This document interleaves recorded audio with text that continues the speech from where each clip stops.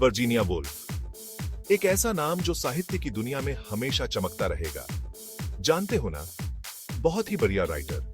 उन्होंने कई अद्भुत कहानियां लिखी हैं, जिनमें से एक है ऑन ऑरलैंडो। ये कहानी सिर्फ एक किताब नहीं, बल्कि एक यात्रा है। ये कहानी तो युगों युगों तक चलेगी, समय के साथ बदलती लेकिन अपनी जगह बनाए रखती। ये जिंदगी, प्यार और बदलाव की कहानी है। एक ऐसी कहानी जो दिल को छू जाती है। का हास है, ये नियमों से हटके है। ये उन सीमाओं को तोड़ती है जो समाज ने बनाई है। ये समय से खेलती है, समय को एक नए दृष्टिकोण से दिखाती है। ये पता लगाती है कि आप कौन हैं, आपकी पहचान क्या है। ये आपको खुद से मिलवाती है। सोचो, एक ऐसी दुनिया जहां सदियां उड़ जाती हैं, समय का कोई बंधन नहीं। एक ऐसी दुनिया जहां एक आदमी औरत बन जाता है। ये लिंग की सीमाओं को भी पार करती है। ये ऑरलैंडो की दुनिया है, एक ऐसी दुनिया जो जादुई है, अद्भुत है।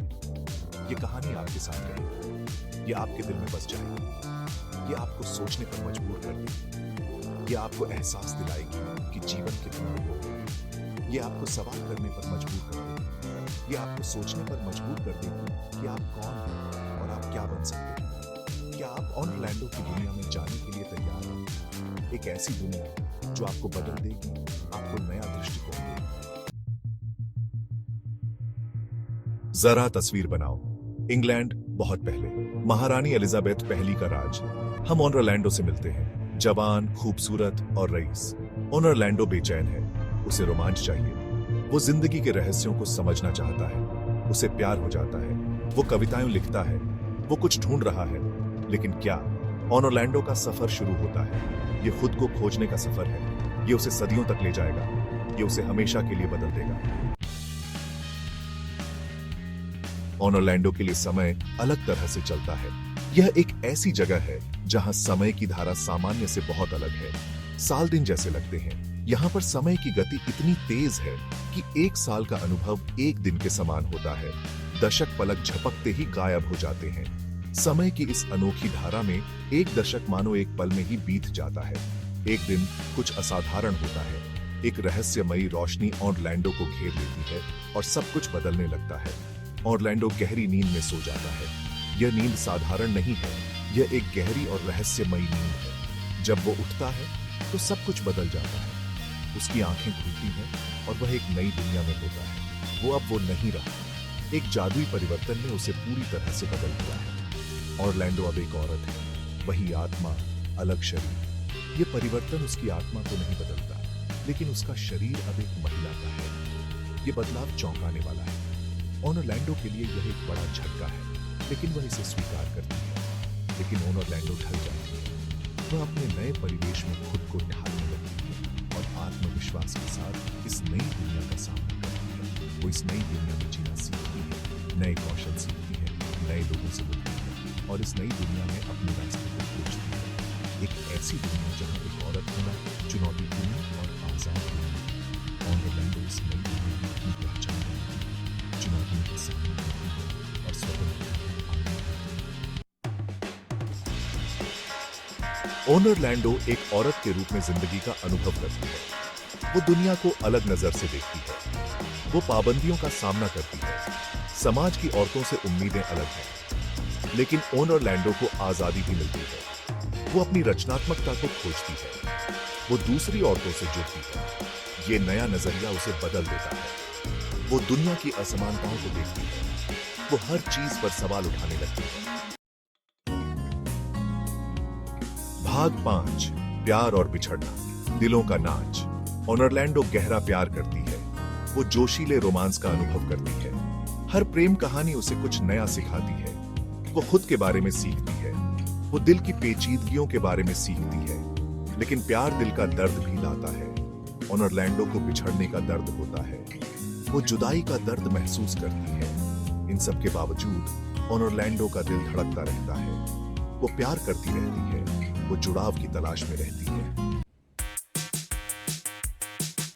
भाग 6, समय का गुजरना, इतिहास का गवाह। सदियां बीत जाती हैं। ऑरलैंडो सब कुछ देखती है। वो इतिहास को अपनी आंखों के सामने घटित होते हुए देखती है। वो युद्ध और क्रांतियां देखती है। वो समाज बदलते हुए देखती है। वो कला और संस्कृति का विकास देखती है। ये विशाल अनुभव उसे ज्ञान देता है। ऑनर लैंडो समय के उतार चढ़ाव को समझती है। वो मानव व्यवहार के पैटर्न देखती है। भाग 7 पहचान और खुद को खोज। एक बदलता हुआ परिदृश्य। अपनी पूरी यात्रा के दौरान ऑनर लैंडो अपनी पहचान से जूझती है। वो कौन है? क्या उसकी पहचान उसके लिंग से है, उसके अतीत से? वो समझती है कि पहचान बदलती रहती है, ये स्थिर नहीं है, ये समय के साथ बदलती और विकसित होती है। ऑनर लैंडो इस बदलाव को अपना लेती है। वो अपने सभी पहलुओं को स्वीकार करती है। वो सीखती है कि असली पहचान अंदर से आती है। भाग 8 साहित्य की शक्ति। समय के माध्यम से एक कलम।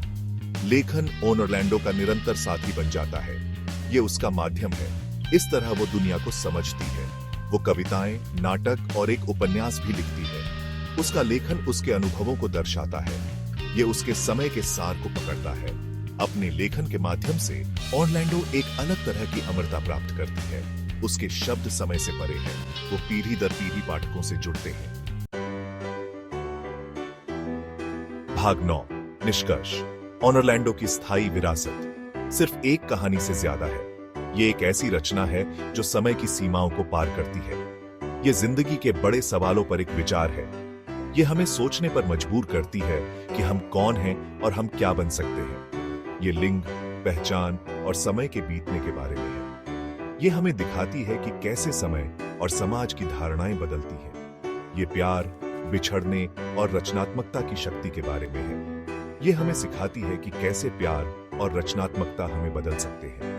वर्जीनिया वुल्फ ने हमें एक अनमोल तोहफा दिया के साथ एक तोहफा दिया। ये किताब हमें सोचने, महसूस करने और सवाल करने पर मजबूर करती है। ये एक ऐसी कहानी है जो आपके साथ रहती है। ये आपके जीवन का हिस्सा बन जाती है और आपको हमेशा के लिए बदल देती है। ये आपको सोचने पर मजबूर करती है। ये आपको अपने जीवन के बारे में नए दृष्टिकोण से सोचने पर मजबूर करती है। ये आपको एहसास दिलाती है। ये आपको अपने दिल और दिमाग के बीच के संबंध को समझने में मदद करती है। ये आपको सवाल करने पर मजबूर करती है। ये आपको अपने जीवन के हर पहलू पर सवाल उठाने के लिए प्रेरित करती है। और यही महान साहित्य की ताकत है। ये हमें बदलता है, हमें प्रेरित करता है और हमें बेहतर इंसान बनाता है।